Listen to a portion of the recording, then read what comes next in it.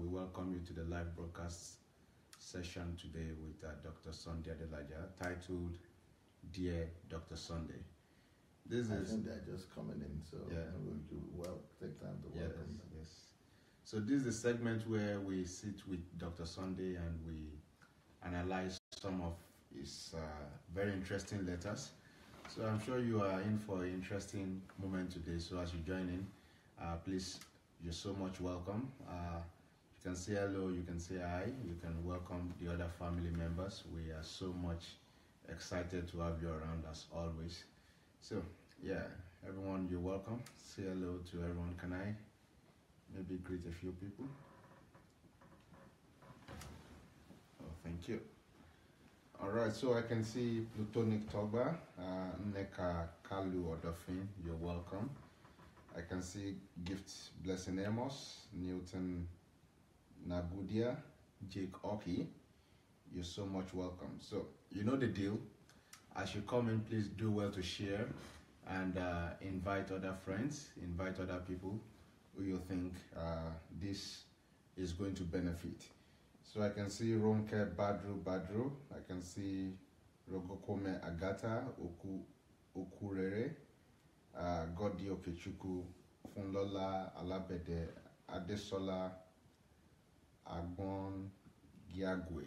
I hope I don't mispronounce your name, but if in case I do, please forgive me. All right, so I can also see Peggy Mumba, I can see Pastor Wellington, Tope Ogunbona, Pat Obaze, DMC Center, Mideolu Sugar, I can see Jacob Besson, Paul Ajogbe. You are all so much welcome. Don't forget, today's segment is called Dear Dr. Sunday. Dear Dr. Sunday. We are going to be analyzing some of his letters. I mean, Pastor gets to receive loads of letters, and as you can imagine, a whole lot of them are very interesting, a whole lot of them are very instructive, many of them are quite educative, many of them are revealing, and many of them even move you and motivate you to do better. So that's why this session is very interesting, and we're going to be in our elements. We're going to make it as lowly and toned down as we can make it, to make you feel at home. And it's just like our sitting room session, our parlor session, so to call it.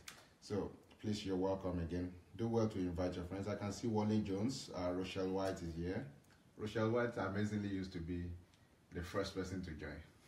Well, someone beat her today.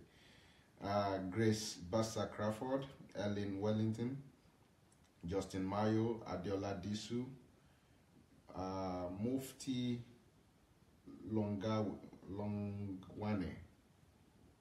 Interesting names when they are not Yoruba.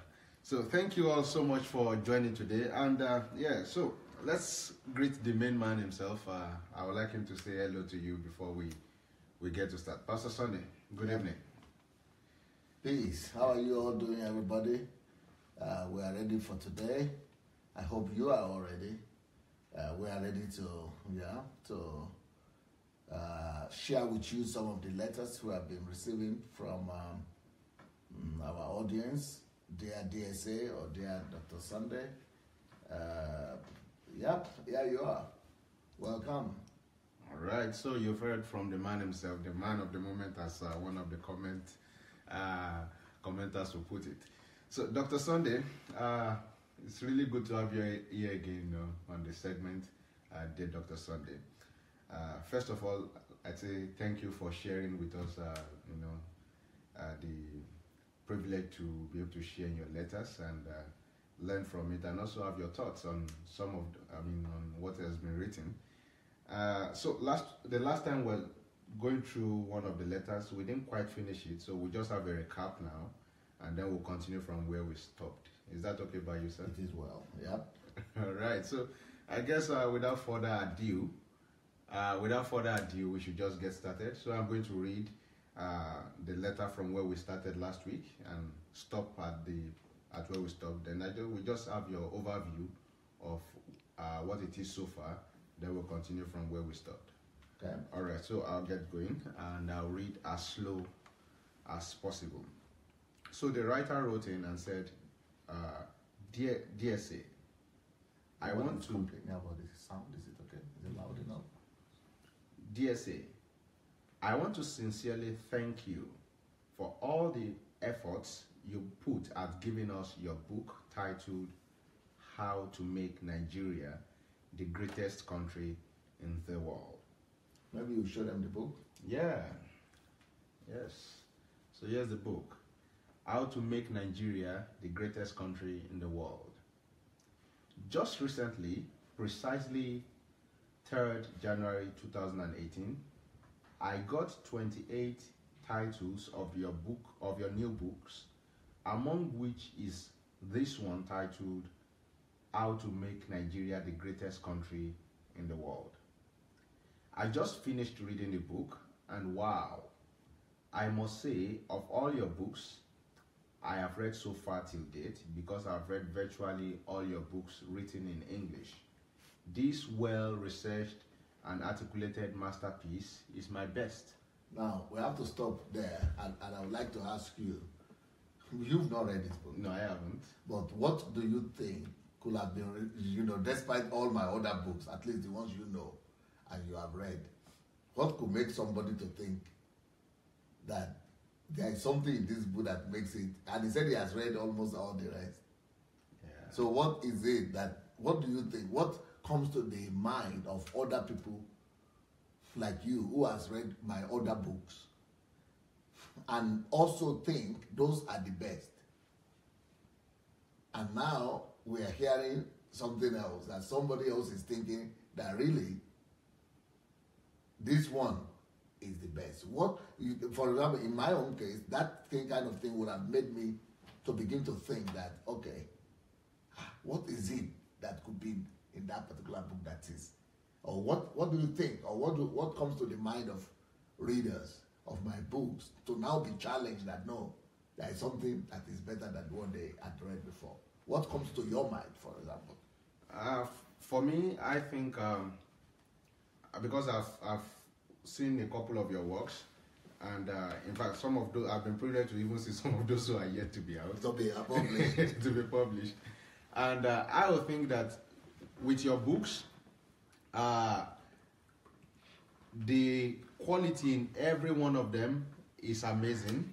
I mean, they are well researched, well thought out, they are well articulated, and so when someone picks it, one can actually get the answers he's looking for. So I think for someone who has read a lot of these books, for him to now say that this is my best, I'm of the opinion that it's because this book tends Because to if he has answer. not read other books, Yeah. I would have said no, it's because he has not read Yeah. other books. But he has read other books. So I think this answered probably what I would call his most desperate questions. Okay. Because with that, people are subjective in saying this is the best on the basis of which questions Is in their mind is at in this their particular mind time. at the particular time when it's being read. So I think the subjectiveness is based on what questions did this author now, the person who wrote in this letter, what questions did he have that this book has answered? And probably they were his greatest questions. Probably they were things he has never found a Answer. glimpse, just a glimpse of answer to. And so for him, he's saying this is the best. So I believe if he has other questions in future time, I mean in the coming times, and he does one of these two, either go back to study any One of of those the books other books. again, or probably a new release, and it answers something dangerous to you. He say this is the best. So for me, I think for him is the subjectivity of the fact that it has answered a very strong question. So for me, that will be why I will say any of your book Is the best to particularly me. that. Okay. Yeah. Can I have a look at the book? Yes, please. And I would like to give the people the benefit of a doubt and an opportunity to see what they will see in this book. In this book, you will see the proof, the historical proof that Nigeria can teach the world and can be better than the rest of the world. You will also see that examples of how Nigeria has done that already. You will see the future of Nigeria, you know, how it is addressed in this book, and the examples, the things that we regard as the future of Nigeria. You will also see Nigerians who are trailblazers in inventions and in different aspects of life. You will also see how Nigeria can have the world's best products. You will see too that Nigeria have started making drones and things like that for America and for other countries. You will see Nigeria's strength and challenges. So there are different things you will see in this book, but funny enough for me, and you know, what is amazing to me is that my least sold out books are the books on Nigeria. And this one is the best book. I don't want to say that, because they are the ones that are most neglected. Well, we have seen that, and it comes from also trying to break the culture of not reading. That is a plague in Nigeria, and a plague that is affecting many Nigerians. So you'll find out that many of your books are answering, especially the ones that are not directed directly to Nigerians, answer a global question, and so there's a global audience that are coming for it. And to even find out that these books on Nigeria, the sales, most of it are coming from America, and not from Nigeria. Other parts. Yeah. So and by people who are not even Nigerian. Yeah, so they are even more concerned about Nigeria, or at least trying to see learn the principles.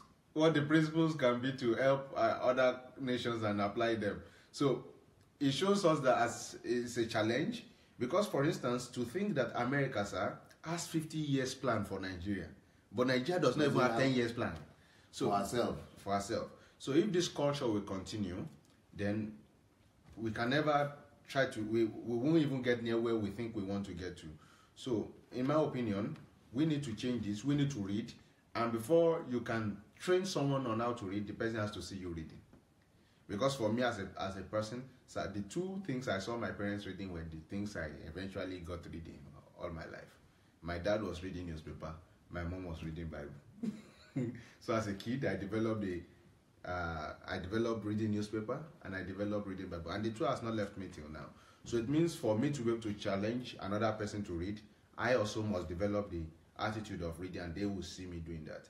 So I think parents, that's how we can train our children to read, and inspire our neighbors, our colleagues to read. They need to see us doing this. So get the books that concern Nigeria and learn how to make Nigeria work. But what is it that he read in that book? What is it that he read and he saw in this book that makes this book his best read? Well, he highlighted later further down, so probably I'll continue reading. Why the four most important things he learned in the book. Yeah, so he said, firstly, reading this book did 4 quick things in my life. It made me proud to be a Nigerian. 2, it opened my eyes to see that there is hope for our country. 3, it made me to know that Nigeria is a blessed country filled with men and women with great talent and potentials that are needed all over the world. 4, it opened my eyes to know that as Nigerians, even though we are black, we are not inferior to the whites. So what are did we examine all those points? Yeah, we did. Okay, what are the difference between those points? Point 1 and point 2, for example. Okay, point 1 and point 2 is that as an identity, it made him proud to be called a Nigerian. Possibly this person, I don't know him, but maybe it's someone who before was just even looking for any way to get a second citizenship. Yes, he was planning to travel out of Nigeria. And so by the time he got answers from this book, and he said, no, I am proud to be a Nigerian. Do you think a lot of Nigerians are still proud to be Nigerians? I don't think so. I don't think a lot of Nigerians are proud to be Nigerians. They are not. But they got it back now. Yeah. But when you were in Nigeria, how was it? When I was in Nigeria, that was 32 years ago. So everything was still okay. I think every Nigerian was proud of being in Nigeria at that time, because that time, even people who were studying in Europe were dreaming of coming back home to get a better job, and they were just dreaming of coming back home. Home was their dream at that particular time, coming back to Nigeria. And anybody who even planned to travel to abroad that time, they were only planning to travel abroad for a short time. So you will hear things like, I'm traveling abroad for 2-3 years. But when somebody now tells you he's traveling abroad for 5 years, they say, 5 is too much. Because they want to come back home. But it's not like today. People just want to disappear and they don't plan to come. So it's not nice. It never used to be Nigeria to be like. If we travel for tourism, they ask you, I just stayed there. Yes. Don't come back. So you have, or you say, I'm going to. So what are you coming to come and do? Yeah. So what do you think changed? Economic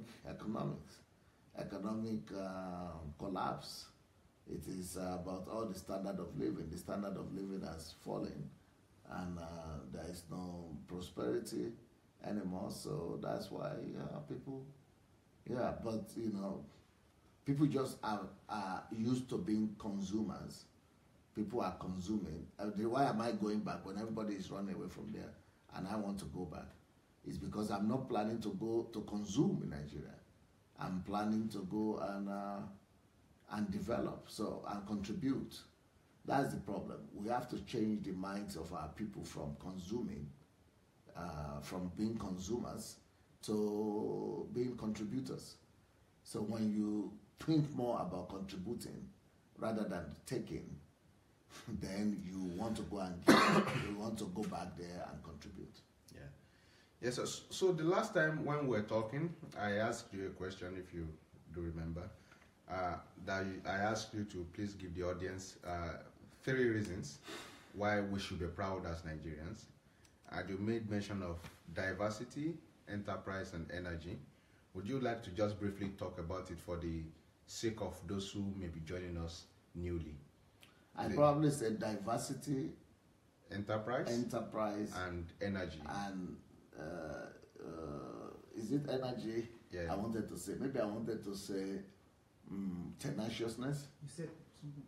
Yeah, tenacious. We are tenacious. Yeah. So our tenaciousness is what I would say is the third one. Yes, sir. Yeah, so it will be our diversity as a country, our enterprising spirit, and our tenacity. So the fact that we are tenacious and we are, diverse as a people and enterprising, those will be the greatest wealth. Like I would say that Nigeria has. So that's our biggest advantage. Not our natural resources, but these 3 qualities, I would say, are our greatest wealth and resources and our advantages. Yeah, I have a very interesting question. Probably it's been asked before, but for me, if as a viewer now, and just looking at you, I would be wondering, sir, that you've been here for over 30 years. Why is it that you never for once thought of changing your passport? Yeah, because first of all, I thought of it many times. I thought of having second passport because there are advantages in having certain passports that will be able to help you travel easily. But then that was when I was less famous. So, but as I got more famous, I discovered that, when you are famous, it doesn't really matter anymore what passports you have. Even if you need visa, you'll be giving you multiple, easy. So, and visa is no more a challenge for me. I can go to any country. So why should I? And the reason why I don't want to change the passport, they want to change my passport is strong. Number one, because I always feel awkward when I have British passport or American passport, and I go to America myself, and Americans themselves are asking me, where are you from? I feel, because they will still know that you are not there as American, and you are carrying American. So when you say, you are carrying their passport, and they are saying, where are you still from? It's like a shame to me. Or you carry British passport, and then you are getting there, and they say, where are you from? So I don't, because they still see you as a foreigner. Yeah. So I would rather identify myself. For me, that is more truthful. To say I am a Nigerian, that's who I am. I don't need to play double game. I don't need to, try to survive. And there is no more comparative advantage for people who have those passports, because I've made myself to be more valuable than the passport I carry. Mm. So I have made myself to be more valuable than the passport of America or the passport of England, because myself, the way I am right now, 1,000 passports of America is not what I carry. 1,000 passports of British passports don't worth what I carry. So, I am worth much more than all those passports. If I want to move to any country, I am now an asset to any country. So the passport is no more an asset to me. I am the asset to any country in the world. So I would rather remain an asset to Nigeria. And if I go to visit any country that refuses me visa, they are the one who lose. But they will not even try it. Any country will be losing more than I lose if they refuse me visa. So maybe it's the kind of answer that is it's profound. too complicated. No, it's quite profound. It's quite profound that, because many of us are trying to chase different passports. Many of us are trying to give birth in America, in Britain, so that we can get some certain passports for our children. And while you acknowledge the benefits, the temporary benefit that it gave now, you spoke about the long-term effect of one building himself or herself to be more valuable than the passport, so that wherever you go, you are an asset and not a liability to such nations. So the second point he made was that it opened my eyes to see that there's hope for our country, Nigeria. DSA, many of you know already that DSA is one ardent believer in the fact that there's hope for Nigeria, and we are always asking him why. So maybe for some of you who are just joining for the first time, we'll give the possibility and the chance also for you to learn from DSA why he believes and still continue to spread the hope. Why do you believe so much in Nigeria? Everything is gloomy. I mean, everything all of us can see is doom. So why do you still believe so much in Nigeria? Yeah, but that might probably be coming from my own uniqueness, because I don't believe in Nigeria because of what Nigeria possesses or has. I more believe in Nigeria because of what I know I can do out of Nigeria. I can make out of Nigeria.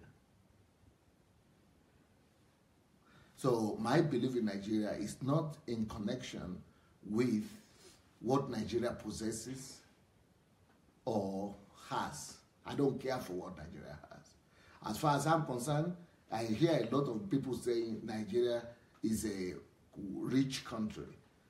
Nigeria is a wealthy country. This country is rich, it's rich. But I don't believe in Nigeria because of that. And I personally would beg to disagree with most people. Most people believe that Nigeria is a rich country. I think Nigeria is a poor country. So I don't believe in Nigeria because it's a rich country, because I don't believe Nigeria is rich. I believe Nigeria is a poor country. So why do I believe in it? I believe more, not in Nigeria, but in myself, and I believe in God. I believe more in myself because I know what I can do with Nigeria. And I believe more in God because I know what God can do with Nigeria. But I don't just believe in Nigeria, I believe in any country. And the reason why I'm talking in Nigeria about Nigeria right now is because that is where God is directing me to. Because that's where my focus is on now, because God has, challenged me to take on that challenge. So when I came to Ukraine, I didn't believe in Ukraine because of Ukraine, because I never even heard of Ukraine before I came to this part of the world. I never even knew a country like that was existing. But once I discovered that God believed in Ukraine and God was calling me to Ukraine, I began to believe in Ukraine. But I believe in Ukraine not because of Ukraine, but because I believe in myself. I believe that anywhere I step my feet on, anywhere I go to, when I begin to walk there, I have so much God, and I have so much God's resources in me that is enough to add credibility and significance and growth and development and anything that is needed for any country to be what that country ought to be. So that's why I believe in Nigeria. So I think the question you are asking, why do I believe in Nigeria?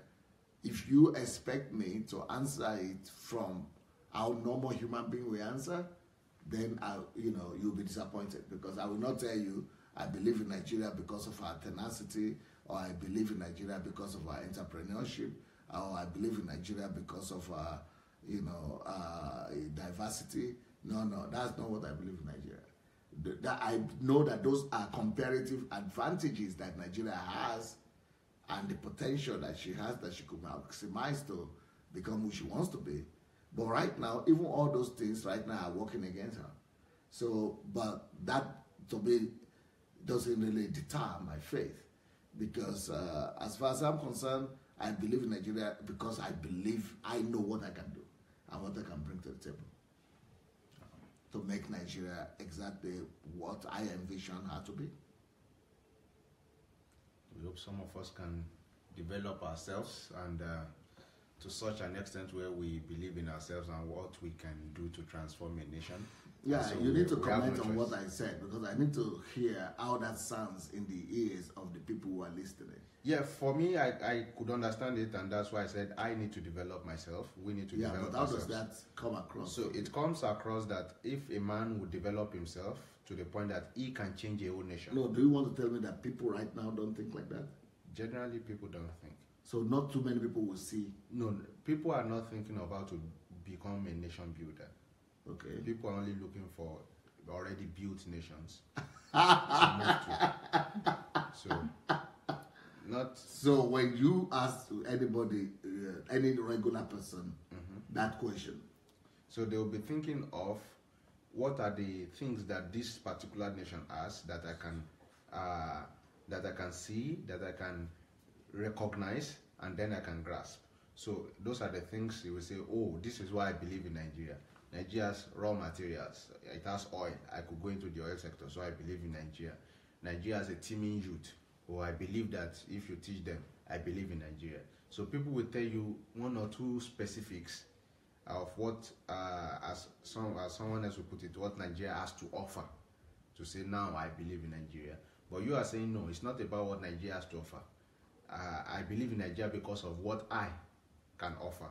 But for one to be able to say that, it has to come from a place of not just confidence, but confidence backed up with knowledge and experience. And substance. Yeah, knowledge and experience. Yeah, and the substance to get that done. For me, I don't think I have that yet. So. Yeah, not just you, but normal Nigerians. I don't consider myself even more than average. Yeah. I'm not saying average. Yeah. I say just normal. Yeah, I don't even consider myself as normal Nigerian, and I'm saying I don't have that yet. So you can imagine what the normal Nigerian. Yeah, maybe then it will be then probably rare to hear my kind of answer then. No. In fact, an average person who does not know you will think you are just being braggadocious. You are just bragging. Yeah, I've seen that being written on the internet before. Yeah, they will just think just make him out. Yes, that's what. Or he's just being proud, even if they are not saying make him out. But he said he's too proud. Yeah. That his pride is beyond expectation. This guy has an over something of himself. Yeah, yes. But for me, sir, why I can relate is because the few experience I've had to the level I've had it, the things I can do, only me could do it then. And no matter how much people hated me or did not like me, when there is a problem, they knew who to come to, and that was me. So if I had to talk about that particular situation, I would say, yes, I can do this thing. So I know I can get this thing done. I know how to solve it. So if I'm speaking about self and coming from identity and what I'm able to offer, that is not pride. It's just talking about me. So I think people generally do not understand the difference between ego high self-esteem, low self-esteem, pride and humility all together. They don't understand.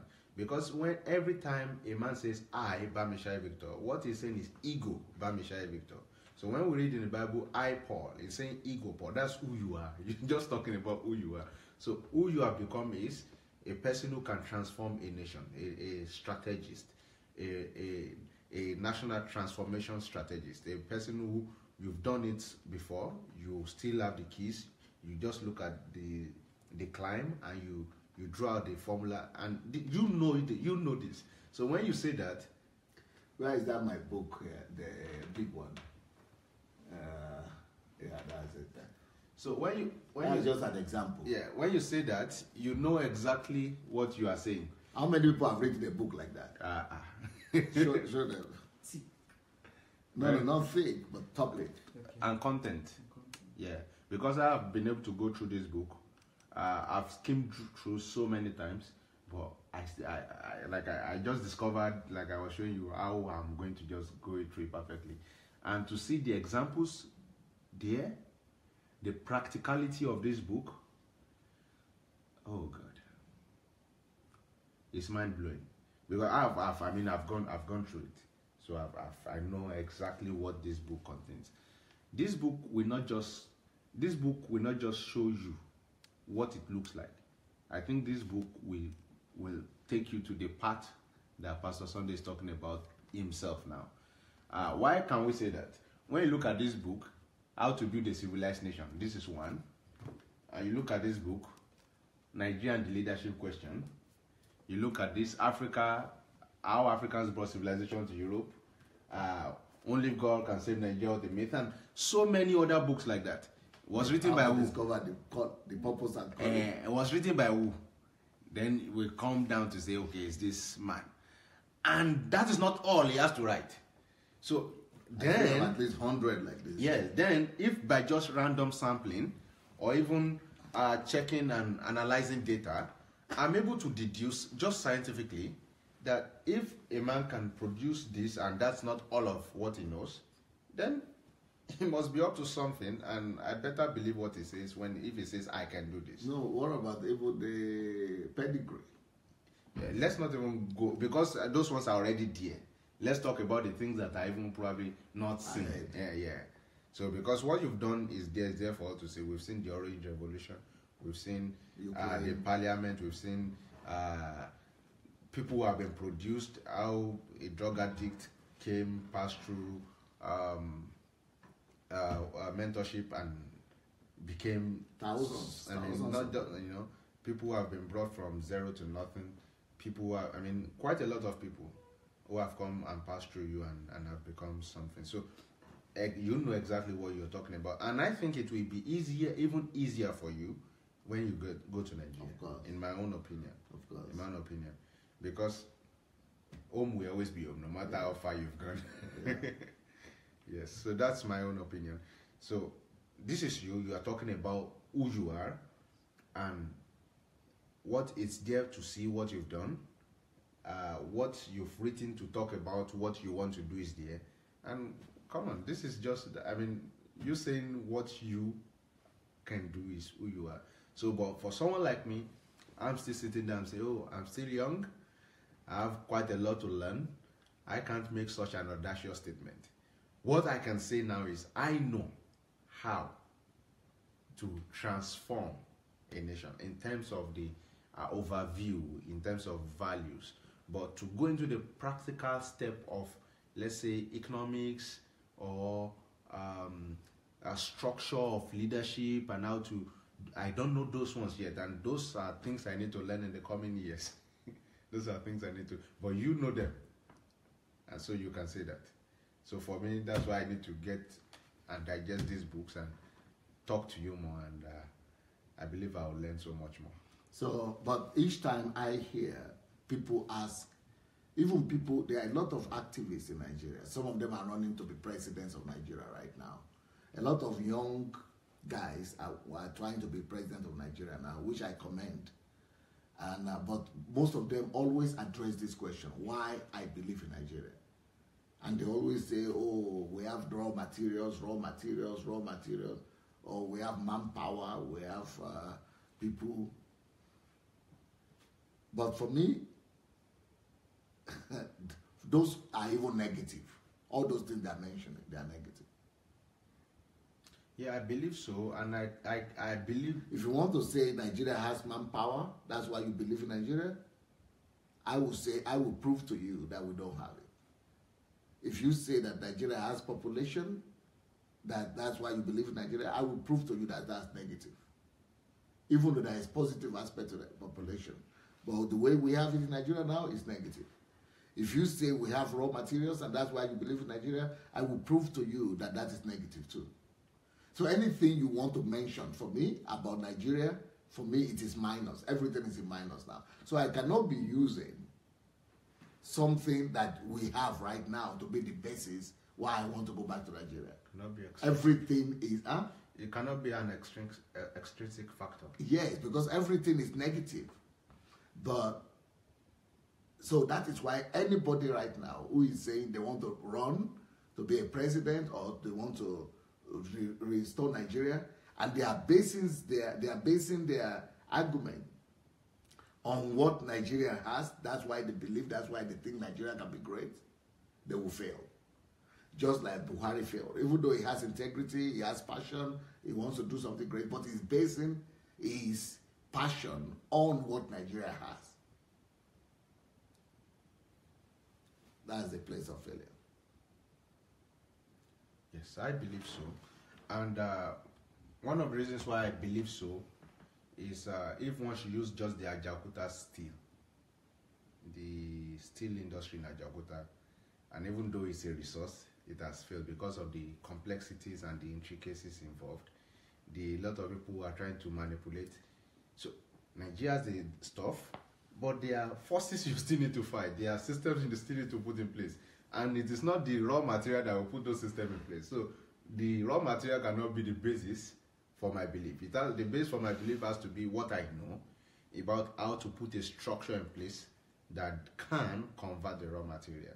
So I think you're quite right. The basis for believing Nigeria has to be intrinsic, has to be you. What do you know and what can you do? So I align with you on that, in that area. Well, if you look at all the young people that are trying to run for government now, you go and listen to them. You will know that it's a catastrophe that is waiting to happen. Another disillusionment waiting. Because we don't know any better. Yeah. Yes, I think let's proceed with today's letter. Yeah. Wow, it's been another interesting conversation. But for the sake of time, I think we'll just move. So he said, sir, DSA, you can't believe it. This is one book I picked to read, and I started marking, underlining, and highlighting, and striking keywords from introduction to the end. Say that again. Read that again. I almost wear away the book. No, you have to. Yeah, I'll read it again. DSA, you can't believe this is one book I picked to read, and I started marking, underlining, highlighting, and striking keywords from the introduction to the end. He said, I almost wear away the book. Wow. What could have been happening to him in the process? For me? Yeah, what could have been happening to him? For me, if I should just try to picture what he has described, I'll see a man who, from the beginning, he began to see answers to his questions.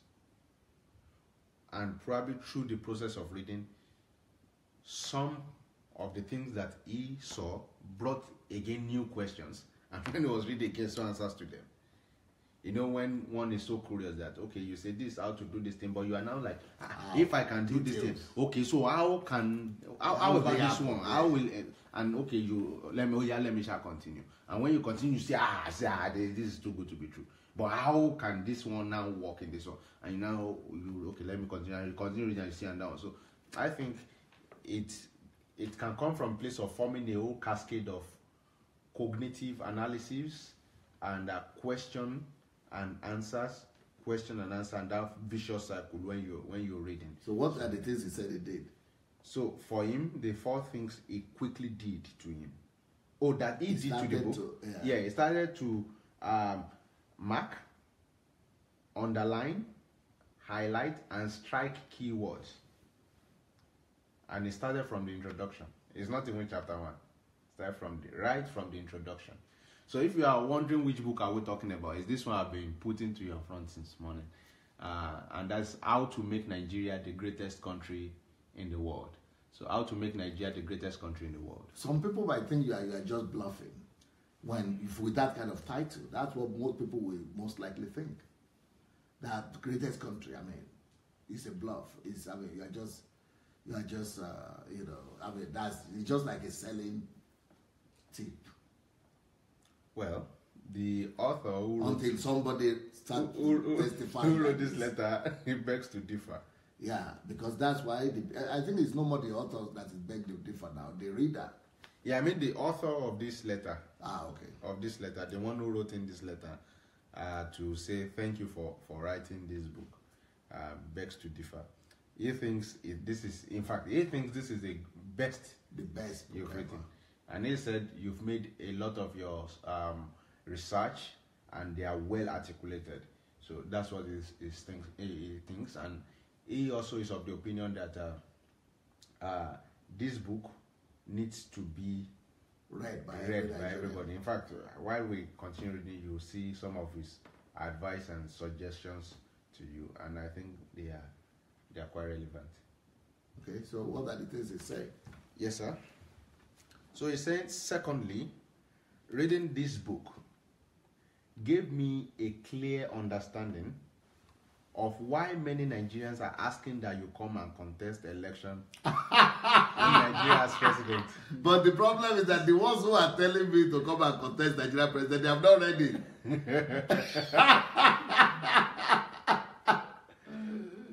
Okay, guys, you need to get this book and read how we can make Nigeria the greatest country in the world. Trust me, it will be worth your time, because your time is even the most expensive of the resources you will use in devouring this book. But tell me what he said there. Read that part again. Secondly, reading this book gave me a clear understanding of why many Nigerians are asking that you come and contest election in Nigeria as president. What will you say to that one? Well, not to the president or something, but just the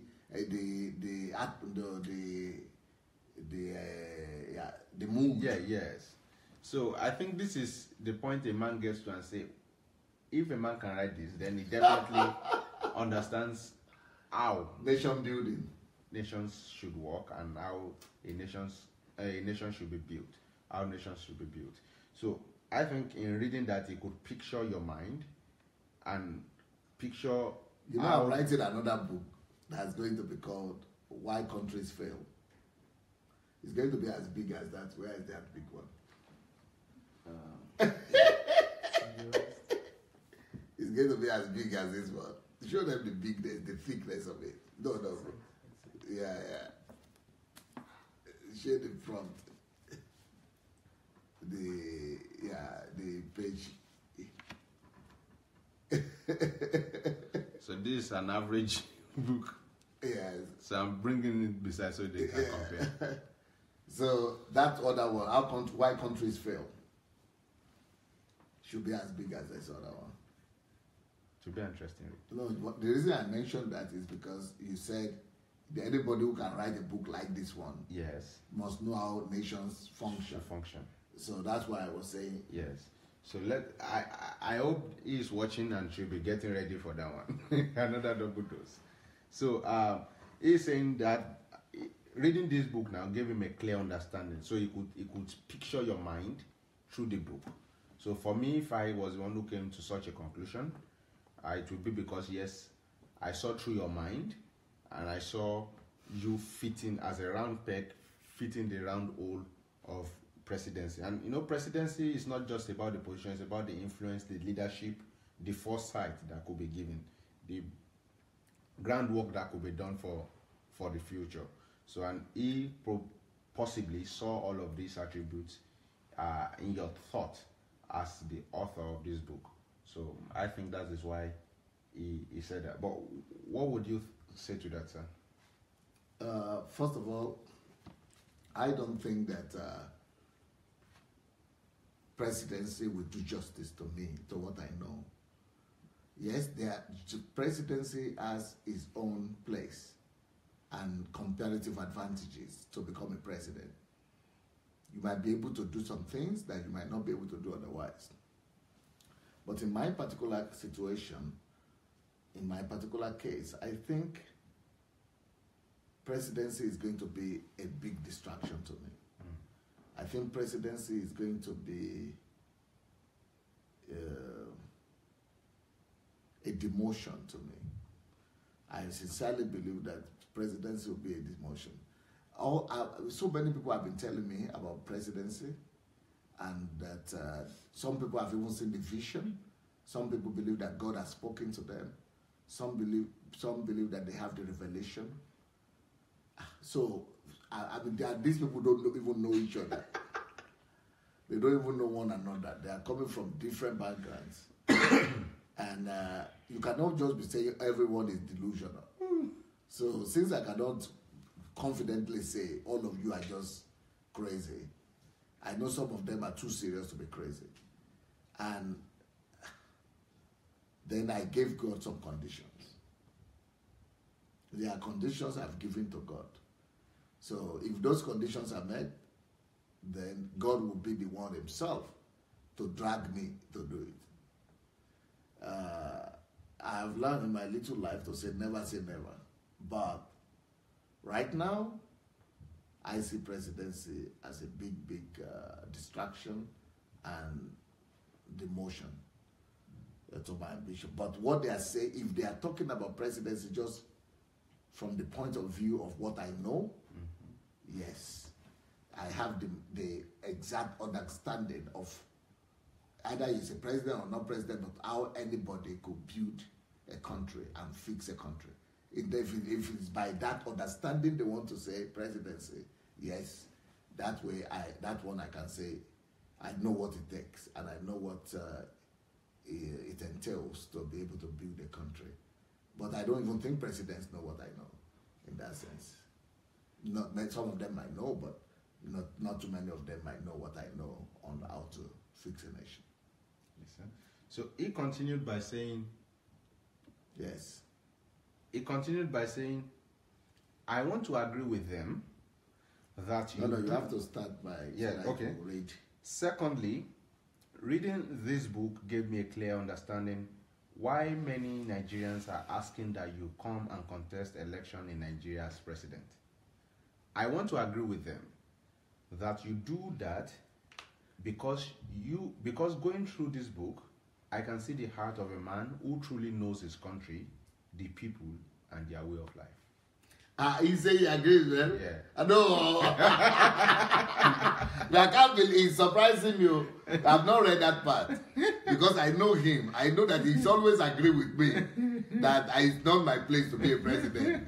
But and he is the one. I mean, we have spoken with him before. I know this guy who wrote this letter, and he has told me that yes, I agree with you. It's a distraction. It's a demotion. Don't go there. So let me see the book. So after I read this book now, what did he say? He's agreeing with them. That what? That you should go and contest for presidency. Something changed in him. Yeah. Just by reading this one. He decamped from your camp. He has decamped. He has decamped. He has joined them now. He has joined the campaigners. Yeah. You DSA for president. Yeah. So what will happen when he reads a book like other, like this one? Even this particular one. Yeah, even this. This one, eh? Yeah. So how to transform and build a civilized nation? What will he say? Yeah, but if he listens to the upcoming HMT, yeah, I think it will just, not just him, anybody will listen to the next HMT that is coming. I don't know what will happen. I think after that HMT, I don't know what will happen. Ademola Adeniran is saying he's with us. What, with me or with you? With him. With that other guy? Ademola Adeniran, who is writing on the program, is saying the guy agrees with them. So he is belonging to that camp. Yeah, that you should be president. So now he's saying, yeah, they have a new supporter. Even though Adeniran himself, I'm not sure he has read this book. All right, so this is the book we are talking about. How to make Nigeria the greatest country in the world. How to make Nigeria the greatest country in the world. So in this book, you will discover that history proves it, that Nigeria teaches America. You will discover how Nigeria taught the world on disease control. You will see the Nigerian future. You will see Nigeria's global trailblazer in medicine and other inventions. You will see how Nigeria can have the world's best products. You will see the how Nigerians and some Nigerians have been making inventions, including drones, for the United States Army. You will see the strength that Nigeria possesses in spite of all the challenges that is facing Nigeria right now. You will see different exceptional feats that has been attained by Nigerians. You will see that a Nigerian has the ability to solve the electricity problem of Nigeria. Or he has produced it. It's just about mass making it. So you will see the different potentials and the different approaches, the different methods to making Nigeria the greatest country in the world. So by the time you read this book, there's no way you will not believe in Nigeria again. In this book, you discover the story of the smartest family in the world. And the fact that they are Nigerians. You see how that same method that produced that family can be used to produce every family in Nigeria. Because these are proven results. I mean, they are results and they've been proven. So you need to get this book, and we are in the duty of building Nigeria together. So I'll continue with the letter from our author today. It says, DSA, even if you don't contest for election as president of Nigeria, I think the government of Nigeria can begin to consider appointing you as a special advisor to the president on developmental matters. Would they listen? They don't even know I exist. I don't even think they know I exist. Can you believe it? This is somebody who is writing all these books. People are talking like this. And the government of the country we are talking about, I don't even think they know I exist. I've never spoken in Nigerian parliament before. Whereas I've spoken in American parliament before. I've never spoken to Nigerian government before, where I've spoken to the Japanese government before. I've never spoken to Nigerian government before. I've spoken to Israeli government before, European government before. An invitation. So they don't even know I exist. So how would they appoint me as advisor? But if they were to appoint you, if they were to appoint me, even that one I would doubt it. you think it's not real? I think it's not real. Why? I think if they will appoint me to be, I'll do anything for Nigeria. Knowing the way their mentality work, I'm going to give them very stringent conditions. They have to sign papers with me that anything I suggest, if they agree to it, they have to implement it. If they are not going to take my word serious, if they are not going to implement the things we are going to do, then I'm not needed there. I'll keep on writing my books. So I have some interesting comments about the presidency. Okay, please. That topic intrigues you. You can tell. That country intrigues So Bisola Akamune is saying, I don't agree that DSA should run for president. You see? I have not read the book though. She could still change her mind. So I like that prefix. So Paul Oga is saying, I don't see presidency as a demotion. It's a call to service. Nigeria's greatest challenge is leadership. So what do you say? He said Nigeria's greatest challenge is leadership. That's why I wrote a book on that topic. So I think, but you have to read that man has not read that. He has not read this one yet. So Mr. Paul Oga, I think this book will be a very interesting read and helpful. Very interesting read. Nigeria and the leadership question. Tell them now that this is my best book you have. For me, because of my own inclination and the questions I'm asking. Yes, by the time I start asking, because I have not started asking the questions on economics, then probably the book on how to make Nigeria economy and the way forward, how Nigeria economy can overtake, all of this may make sense. They do make sense, but they would compete with this one. But for me, it's been about understanding the dynamics of leadership. What is wrong? My question has been, what is wrong with us in 50-something years? My question has been, how did the first set of leaders think? Then what made them fail? What happened between the coups? I was trying to imagine, how can Azikwe be alive and the vision for Nigeria not thrive in his days, even though he's still alive? I'm trying to wonder, if Azikwe is alive, why was there Biafra? Did he lose hold of his leadership of the Igbo community, so to say? I was trying to wonder, if Awolowo is alive, why should they? I mean, how did they lose those first, second, third republic? So why? So those were the questions I was having as a person. You get all the answers. So by the time I got this book, I now saw that it was not about them. It was about the fact that the average Nigerian is waiting for a messianic leader. No, don't give him answer now. You say he should read. Just tell him the name of the book. All right. So, you know we're talking about one Oga. Yeah, Paul Oga, yeah. That's the one you should give. Yeah, I'm not examining you. So, Mr. Paul, I think you should get this book. But well, he's saying that he thinks, I think in his opinion, you should contest. That's where he's heading. Let him read that one too. The Bisola will read which one? The Bisola should read the greatest country. Yeah, Nigeria, greatest country in the world. Bisola will read this one. So we will see if she will change her mind after or not. Okay, so we'll be waiting to hear from Bisola if she changes her mind after reading this book. Yeah. And then we'll be waiting from Oga after reading which one? After reading Nigeria and the leadership we'll question. See, maybe he will also change his own mind after that one. So, but if they are cross-carpeting and changing of mind, then you've already created the Nigerian politics on DSA platform here. Where people will be cross-carpeting in ideas. But well, the whole idea has become that DSA believes that every one of us can do the job if we know the answer.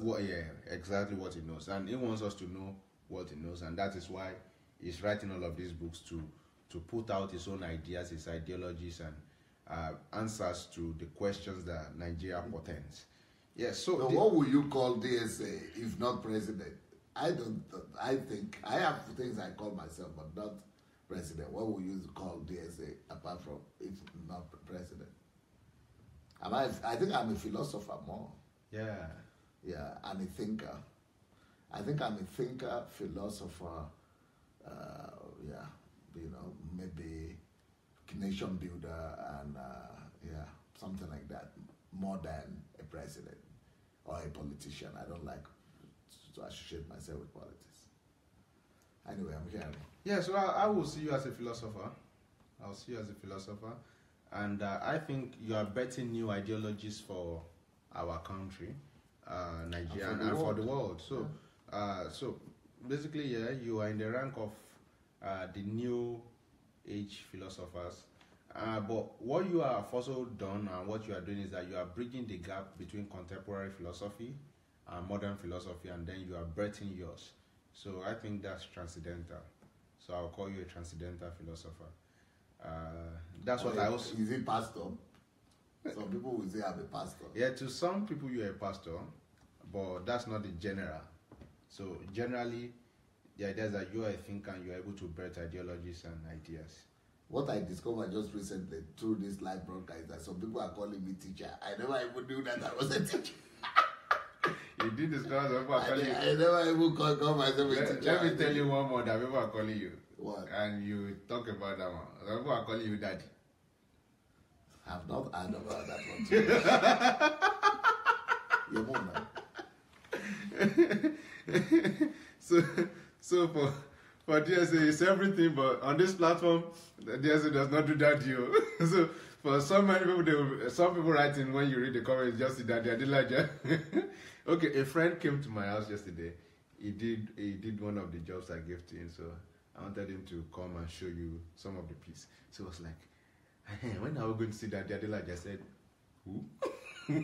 So for us, in fact, yeah, I don't even want to discuss that. Yes, that's interesting to me. Let's discuss what. Yeah, we are discussing this here, but the whole idea of raising people in Nigeria and giving them titles that does not necessarily complement what they are doing. Because what you're asking now is, in terms of what I'm doing, who I am, who am I? It has to be truthful.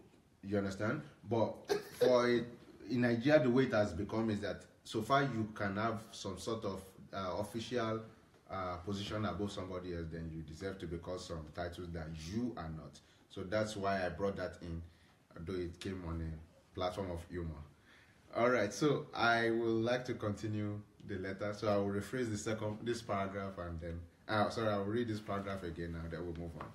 Okay, so it said, secondly, reading this book gave me a clear understanding why many Nigerians are asking that you come and contest election in Nigeria as president.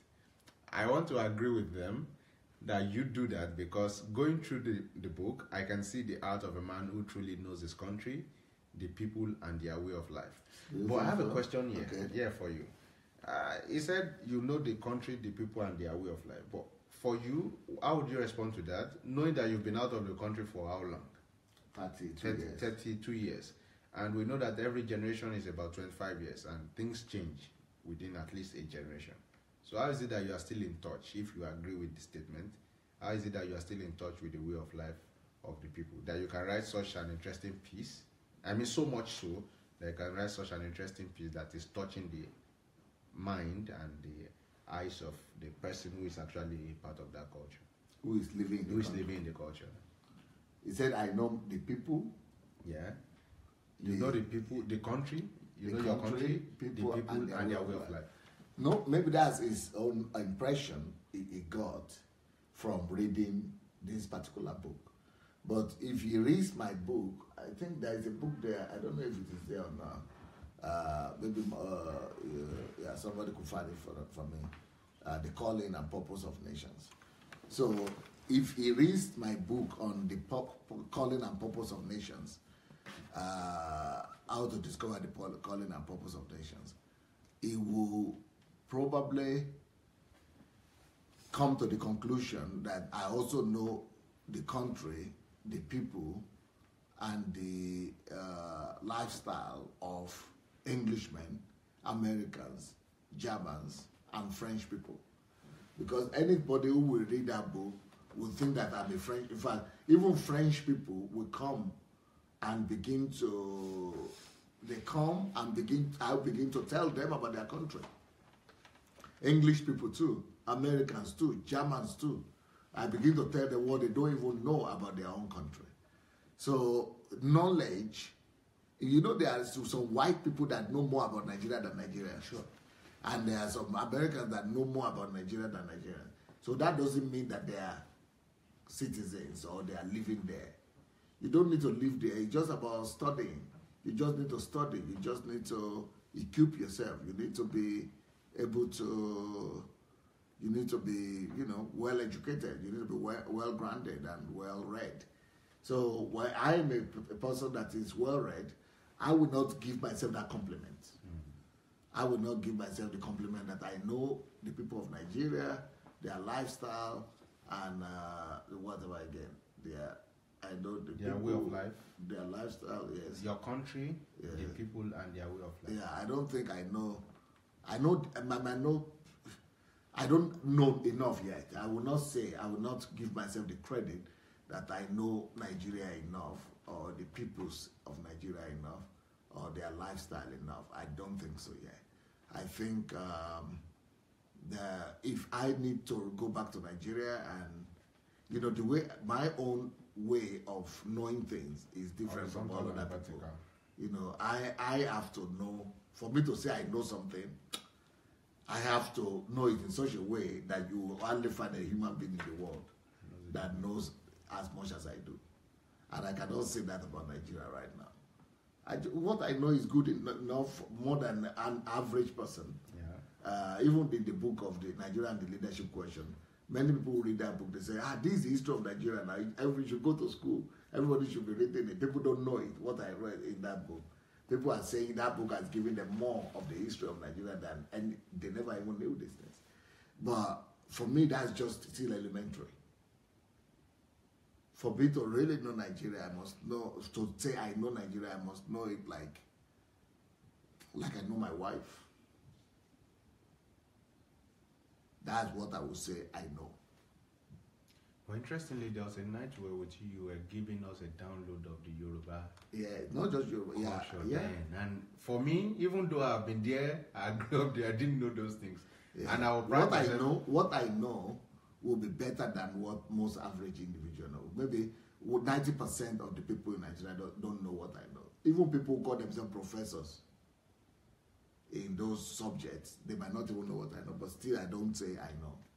For me to say I know, just like when I handle law, for example.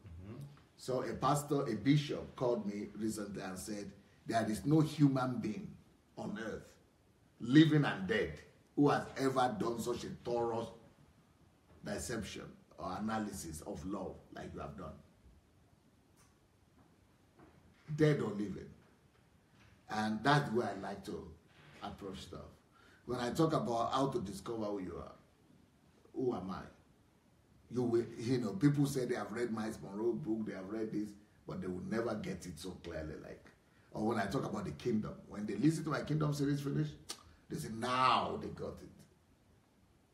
Or when I talk about any topic, when I say I'm handling something, that is one thing with me. It has to be so thorough that there will be no other human being on earth before or after that will say he knows better or he can deal with that topic more than DSA can do it. So, but I cannot say that on Nigeria and about Nigeria or Africa right now. But what I know is good enough for me to be able to do what I need to do. Well, that's another challenge that we will never know enough, and we should keep learning. Because if someone like you with what you know can say you don't know enough yet, at least in that subject, for me it's a challenge that I don't know enough yet in everything. Okay. What do I say? What does it something? Yeah, so I said for me it's a challenge to say that you have a long way to go. Don't even slack a bit. You just need to keep learning. And I think that's a challenge for every one of us. Lifelong learning is a challenge. We learn, we unlearn, and we relearn. For so many of us, we've learned so many things, and we encountered you, and we had to unlearn so many of those things. And now we are learning new things. And some of the things we knew before we met those guys we met and they distorted it, we have to relearn it. We have to relearn it, but in a better and more, in a better way. So I'll continue the second paragraph and we'll finish this, then we'll go to the next one, sir. So DSA, even if you don't contest for election as president of Nigeria, I think the government of Nigeria can begin to consider appointing you as the advisor, as the special advisor to the president on developmental matters. Why do I say so, you may ask? Reason is because you already have the manual, that is the book. All right, sir.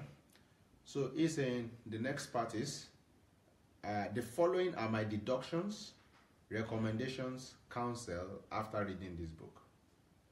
So I'll take that one by one and I would like to hear your opinion Maybe before we go into that, maybe we should do that. Maybe we should go into the comments that people are reading, Okay. and people are writing. We could go ahead and discuss what people are saying, Okay. so that maybe next time we'll come back for the recommendations.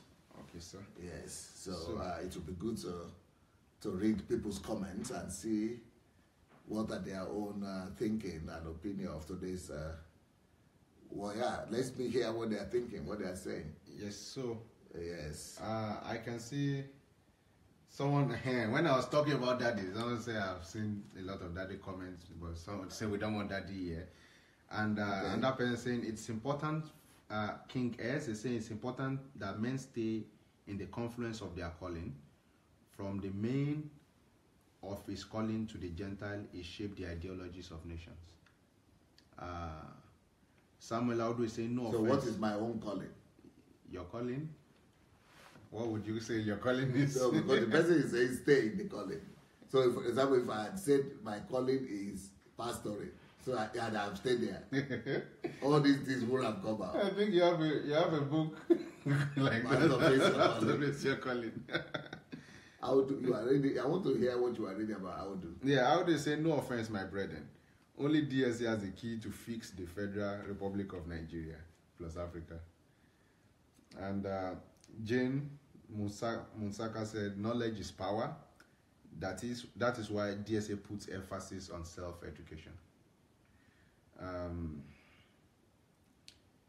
Olufemi Gilead Ajane saying, this is not pride, but the way all of us should view things and develop ourselves. Thank you, DSA. I think that's when we're talking about you talking about what you know about yourself, and the fact that ordinary people, when they hear it, they just this man is proud. But he's saying no, it's not pride, but the way all of us should view things and develop ourselves. So Chris R said, I'm learning a lot of things and building me new knowledge from scratch. Abiola Olojo says, I strongly believe that the government of Nigeria can appoint you to work for them.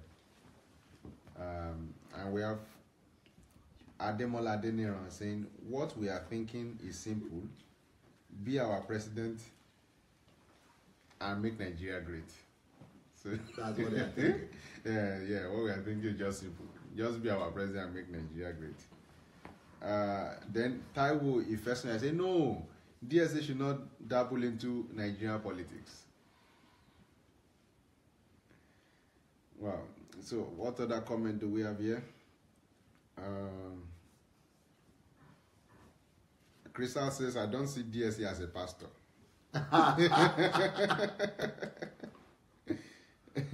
Abdullah just said, any effort, big or small, will count to make Nigeria a great nation. Samuel Audu said, DSA will be president because God wants to return his glory back to the church. And Kennedy Festo says, a prophet is without honor save in his own country. When you were talking about the fact that you've spoken to a lot of governments, but Nigerian government hasn't deemed it fit yet. Okay. Olufemi Gila say, if it is God's will for DSA, why not? So Jofia says, good people on the platform and great DSA family. DSA will be a good father of a president. So maybe this is what G.D. Amosan said, that you'll be a good father of a president. So maybe he is advocating that you produce presidents. Kola David says, if we all Nigeria joining our hands together build our country and get ready to make transformation of our nation together.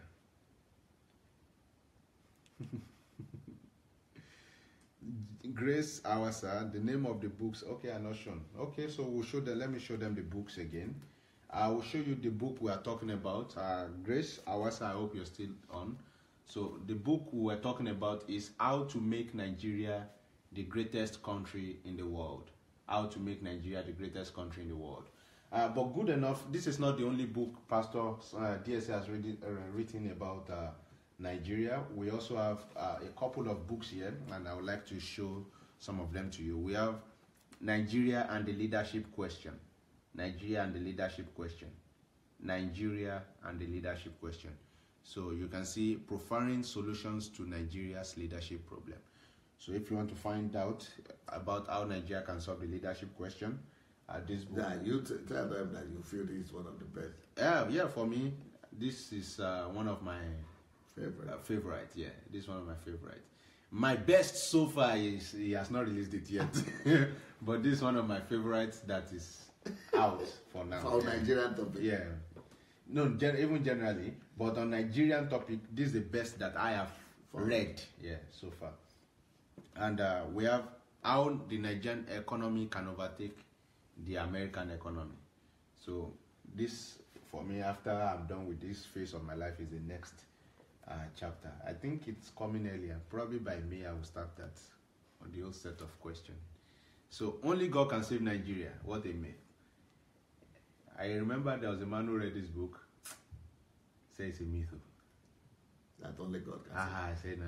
Because by the time he read it, he began to see for himself the different things we've said, the different ideologies we've held that has no concrete backing. So even this year, I think it was in January this year. Was it Gio or I think it was Adelaja or somebody who gathered? Was it in February? I think they still gather all the. Oh, to pray. I think it was some weeks ago.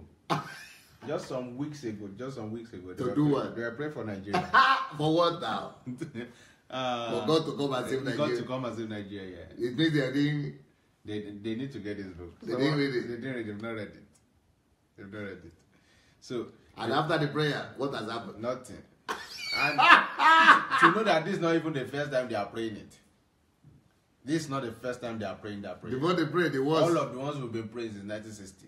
The thing is getting worse. Yeah, so it's like we are making a caricature of God and what He can do. So that guy read the book and got it. Yeah, he got it, and he's actually a pastor. So he's been teaching his congregations now. Forget about it. Now we have to work. It's not God will not do for us what He has already done, or what is the responsibility of man to do. So only God can save Nigeria is a myth, and you need to get this book. So while you are saying only God can save Nigeria, God is saying only we can fix Nigeria. Please, this is a very interesting book. I think will help you. So some others that you can use to back up. I think there is one. The economy. There's one more, yeah, about the economy. Show the one you have first. So, but to back up and have a general idea, you should get yourself a copy of How to Become a Developed Nation Through the Dignity of Labor. I think this book is of utmost value. You should get it. How to Become a Developed Nation Through the Dignity of Labor. And another very interesting one here is How Africans Brought Civilization to Europe.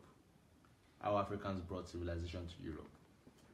This would help you become proud of your heritage, help you become proud of your root, help you become proud of your identity, and would challenge you that if people did not have as much as you have now, can achieve as much, then how much more you, with superior knowledge, with superior technology, and a better environment, so to say. So please, you need to get this book. And there's one like it that would also help you in that sphere. It's called The Purpose and Calling of Nations.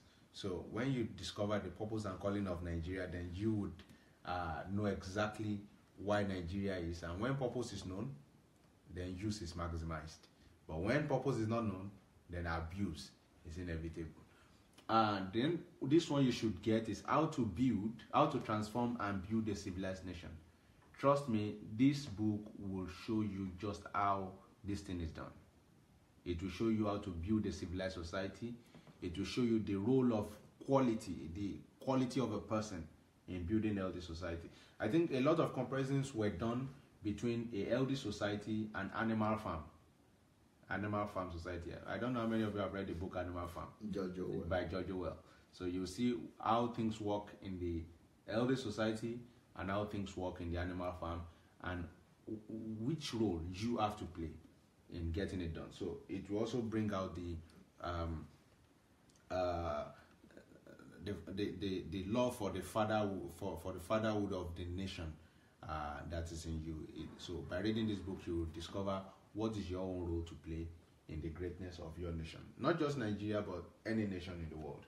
Yeah. So these are a lot of books that Pastor Sunday have written, and there are so many more. So Grace Awasa and every other person, I hope you saw that. And yes, so we also have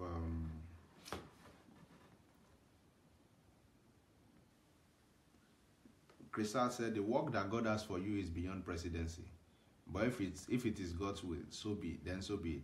I guess after working as president, you will become chairman of African Union and bring about African transformation. All right, that's Crystal. Olufemi Gilead is saying, DSA, I need your books. I will also want to distribute it in Nigeria and West Africa. We need to change people's mindset. Let him write to dsasbooks@gmail.com. Okay, so please write to dsasbooks@gmail.com. Olufemi again.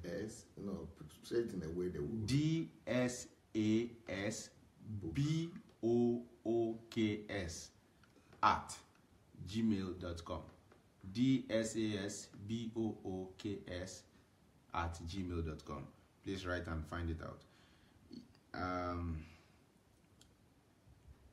Blessing Steven saying you are not proud. We love you, DSA, and your awesome team. Olufemi saying I need to develop myself to be a nation builder.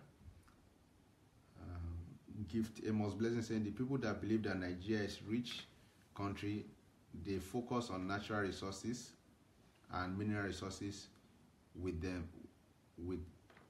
self-development. Without self-development. Yeah, without self-development. I think it's without self-development. Well, yeah, so there are quite a lot of comments. I'm trying to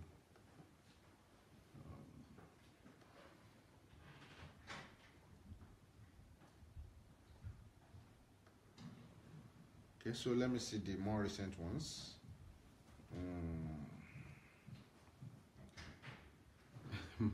Mail Martin is asking how many books has DSA written so far? What's that? Let her be counted how many she has read. So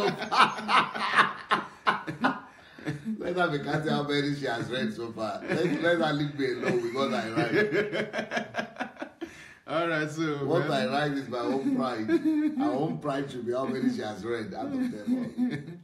So let me say that with much ephemerism. That how many have you read? I think that is what you should count, because probably Pastor has even lost count of how many is written so far. So from what is available to the public, how many have you read? Challenge yourself to read as many as you can, and it will be of benefit. Yes, so we also have okay. I'm still far from where I have to be. Yeah. Please let Pastor say that again about his books and his publications. No, because somebody is asking. Yeah, I want them to hear it from you again. How many books? No, that you said you are still far. Yes, how many books I've read? They are asking how many books I've read. I've written so far. And I know that whatsoever the number is, if I tell you, you will be thinking it's a lot of books. And you'll be thinking that, wow, he has written so many books. So, but why should I be trying to tell you how many books I've read when I know for myself that, whatever the number is, I'm still far from where I ought to be. I'm still very far from the amount of books that I plan to write, that I must write. So I'm still far from where I ought to be. Yep.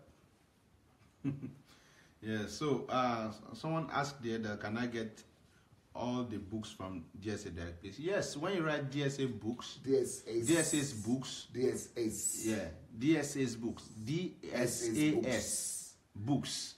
Because some of them make mistake. DSA book they write, or DSA book. Okay. But DSAS books, one word. DSAS books, one word.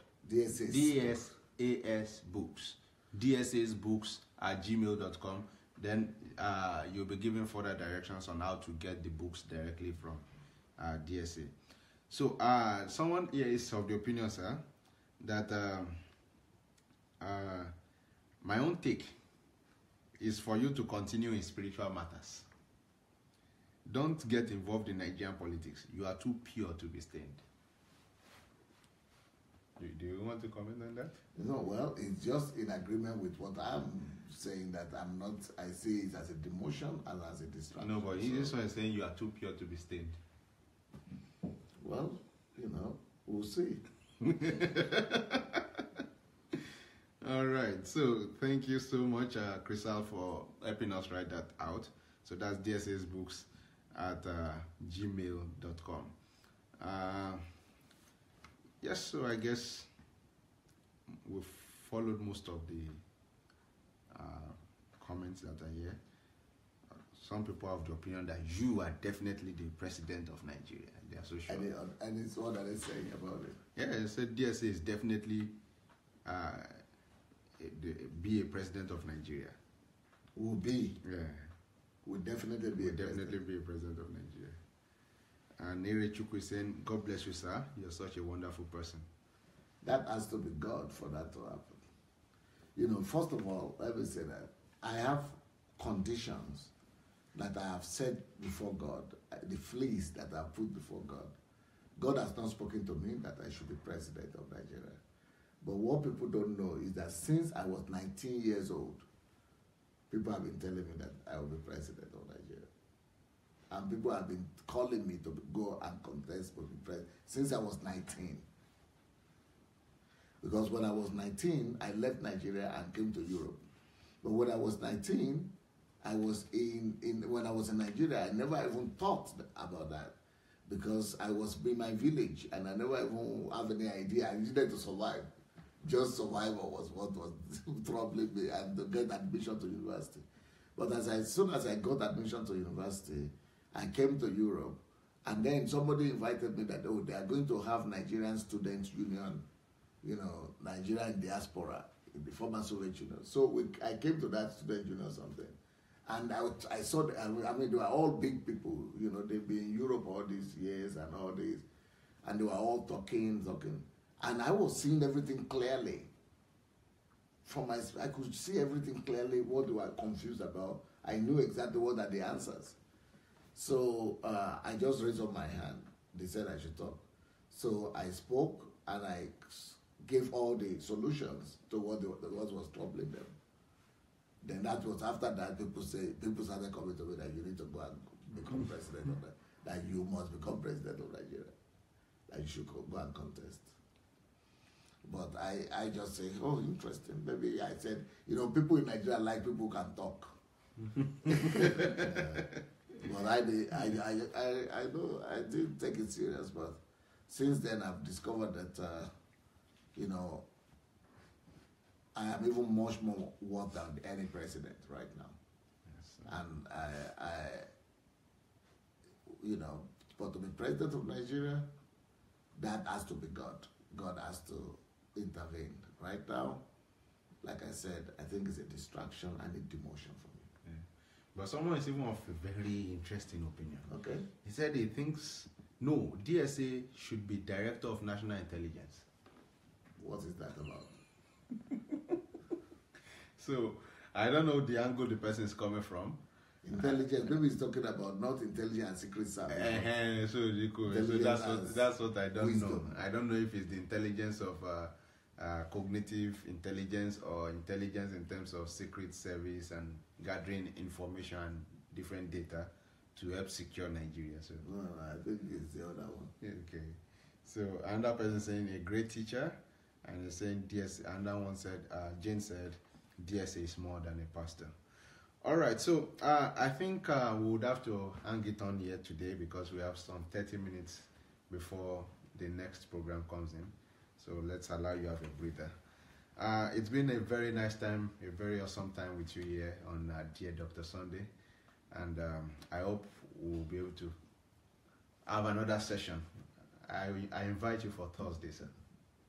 Is that a good time for you? I accept your invitation. All right, thank you so much. So we'll see you guys on Thursday, 7 p.m. That's next week, Thursday, 7 p.m. So see you next time, and I'll let DSA say the final goodbye to you guys.